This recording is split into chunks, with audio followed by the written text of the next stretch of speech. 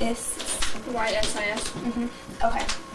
Then this is just the evidence that we got. And then after that, it's explained. What we say above is explained. It says, when teachers are better able to diagnose problems, So this is an explanation of the evidence. Explanation of the evidence.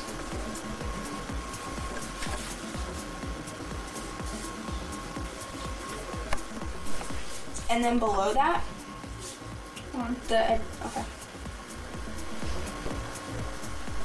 the stuff that's italicized, that's just like basically a statistic that you can add in there for more weight for your argument. It says, look, students who did get a standardized test are better educated because of this corporation study. Okay, what is that called? Statistics. It's just a statistic.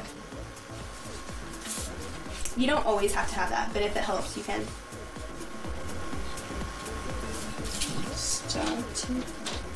And then there's an explanation of that under it. It says, look at, this is what happened, blah, blah, blah, blah. Okay, what out of the things that we've already seen are, you have to have them? What do you mean? You have to have everything in the first paragraph? Yeah, you have to have everything in the first paragraph. But you don't do the definition. Alright, what else? You have to have a tagline? You have to have a tagline. And you have to make sure you say first and second so that people know that's your first point. So they're not you have to say, you. I circled those things. Yeah. And you have to have some evidence to support your argument. Alright, so you need the evidence.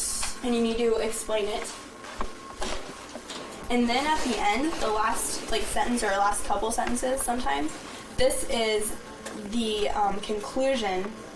Is that where these results are achieved? No, it's through this example. It is clear that the standardized tests, blah, blah, blah.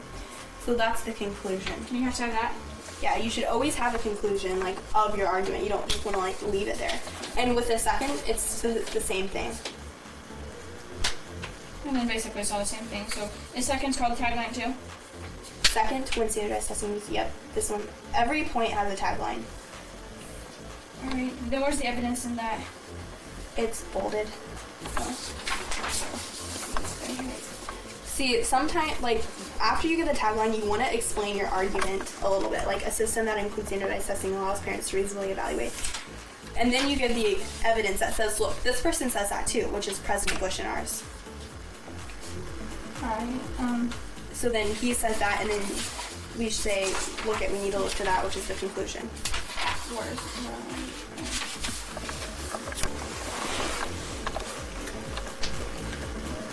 Okay, so that's it.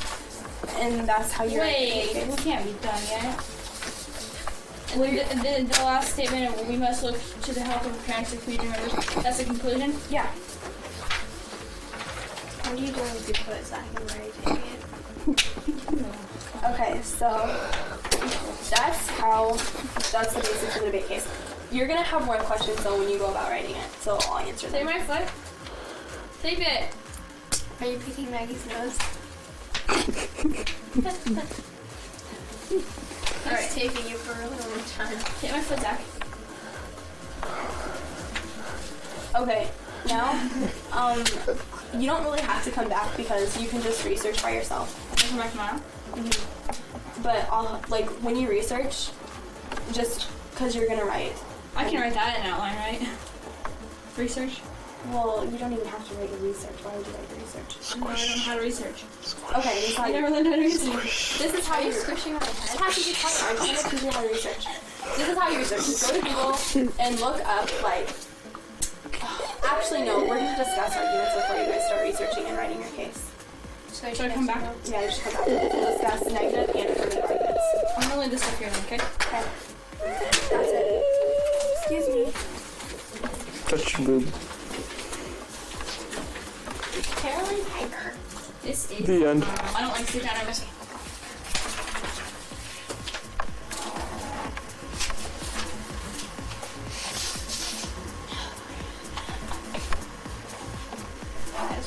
Ew.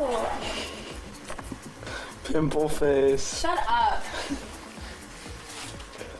You're probably zooming them too, aren't you? I knew it. Ew, look at those pimples. Shut up. And sometimes people, like, you can also call your writing analysis. So I would just always call this another source evidence. Like, that's what I always do.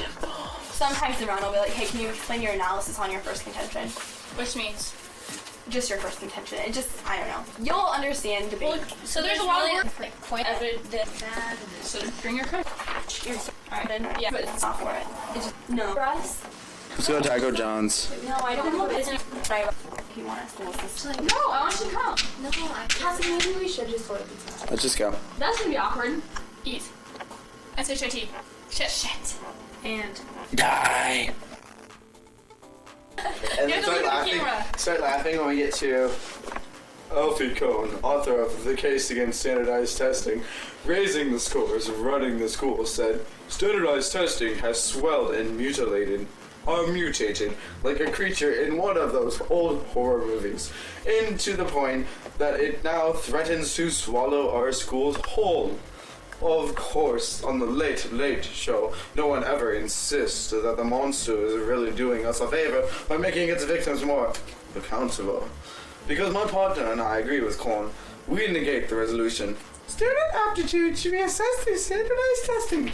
First, standardized testing provides only one standard of learning, which is harmful for special and creative students. Second, standardized tests force teachers to teach the test. Third, there are other better ways of evaluation.